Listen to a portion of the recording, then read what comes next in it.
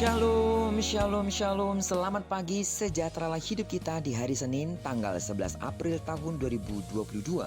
Puji Tuhan kita bisa berada di hari ini dan sama seperti Dia telah memberkati tidur malam kita, maka Dia juga pasti akan memelihara kita di sepanjang hari ini. Saudara percaya, amin? Baiklah, sebelum kita melakukan semua aktivitas kita sepanjang hari ini, izinkan kembali Tuhan bicara melalui renungan kita yang akan tetap kita ambil dari pembacaan Alkitab satu hari satu pasal dari bacaan 42 hari bersama Ayub. Dan hari ini kita telah memasuki hari yang ke-34, maka kita akan membaca kitab Ayub pasal yang ke-34 ayat pertama sampai dengan ayat yang ke-37. Judul perenungan kita hari ini, Allah tidak berlaku curang. Sebagai pengantar renungan ini saya akan coba bacakan untuk kita ayat yang pertama sampai dengan ayat yang kedua. Allah tidak berlaku curang, maka berbicaralah Elihu. Dengarkanlah perkataanku, kamu orang-orang yang mempunyai hikmat, berilah telinga kepadaku, kamu orang-orang yang berakal budi. Elihu benar ketika mengatakan bahwa Allah jauh dari keinginan melakukan kefasikan dan kecurangan. Sebab itu dikatakan di dalam ayat yang ke-12, sungguh Allah tidak berlaku curang, yang maha kuasa tidak membelokkan keadilan. Kata-kata ini diberikan pada saat yang tepat, yakni ketika Ayub benar-benar merasa kecewa dengan Tuhan. Ayub merasa bahwa Tuhan dengan sengaja telah membuatnya menderita. Kata-kata Elihu tidak semata-mata diungkapkan kepada Ayub saja. Elihu juga menunjukkan kata-katanya ini kepada orang-orang yang berhikmat dan berakal budi, supaya dengan hikmat dan akal budinya menyadari bahwa Allah sama sekali tidak berbuat curang atau berlaku tidak adil. Percayalah, Allah tidak pernah berbuat curang dan bertindak tidak adil.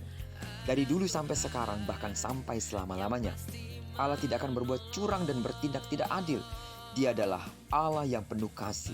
Seluruh tindakannya adalah kasih. Jika kita ingin meringkaskan tindakan Allah yang penuh kasih, maka dapat dirumuskan dalam kalimat berikut, yaitu dari kasih untuk kasih dan oleh kasih. Amin. Akan tetapi tetap saja ada orang berpikir bahwa Allah berbuat curang dan tidak adil terhadap dirinya.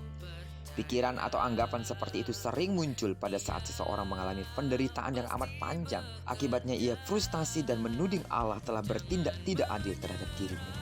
Mengapa saya harus menderita begini, sedangkan orang lain tidak? Demikian kalimat yang sering muncul dari mereka yang frustasi dengan penderitaan.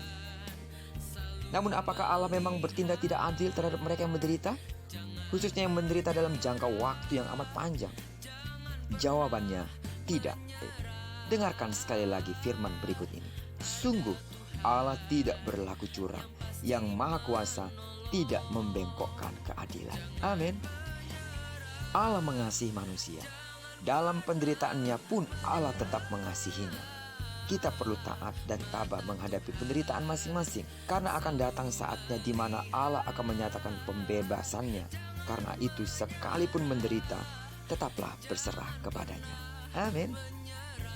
Jadi sidang jemaat Tuhan yang saya kasih dalam nama Tuhan Yesus, lewat perenungan kita di pagi hari ini, tetaplah berpikir positif terhadap Tuhan. Sebab Allahmu tidak pernah membiarkan dirimu seorang diri, dan Dia tidak pernah berlaku curang atas hidupmu. Justru karena engkau spesial di hadapannya, Dia harus membentuk kita, mengasah kita sedemikian rupa, sampai pada akhirnya gambaran Kristus itu nyata dari dalam hidup kita. Tujuannya adalah untuk membawa kita hidup di dalam kekekalannya. Jika penderitaan yang kita alami saat ini adalah penderitaan yang sangat terbatas waktunya, namun ketika kita dapat bertahan di dalamnya, tidak akan pernah sebanding dengan kekekalan yang sedang Allah siapkan bagi hidup kita. Karena itu tetaplah berpikir positif tentang Tuhan, karena sungguh Dia amat baik dan ingin di mana Dia berada, di situ kita berada. Terpujilah nama Tuhan. Kiranya perenungan kita hari ini sekali lagi menyemangati kita dan membakar roh kita untuk tetap bersandar kepada Allah yang amat baik dan teramat baik dalam hidup kita. Diberkatilah kita bersama dengan orang-orang kita kasih, serta bersama dengan orang-orang yang kita cintai dimanapun mereka berada. Diberkatilah kiranya apa yang dikerjakan tangan kanan dan tangan kiri kita, serta kemanapun kaki kanan dan kaki kiri kita melangkah, di sana kemuliaan Tuhan akan dinyatakan. Amin. Diberkati kita bersama dengan orang-orang yang kita kasihi, serta bersama dengan orang-orang yang kita cintai dimanapun mereka berada. Terpujilah nama Tuhan. Shalom.